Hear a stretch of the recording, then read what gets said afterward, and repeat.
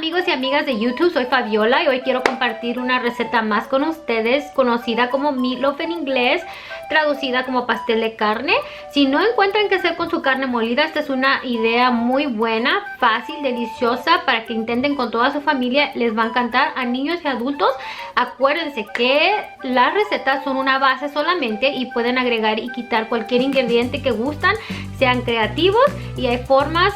Cada quien tenemos diferente paladar y diferente gusto. Uno nos gusta saladas las cosas más, otros menos sal. Pueden quitar o poner. Esas son las recetas. Inténtenlo, les va a gustar y vamos a comenzar.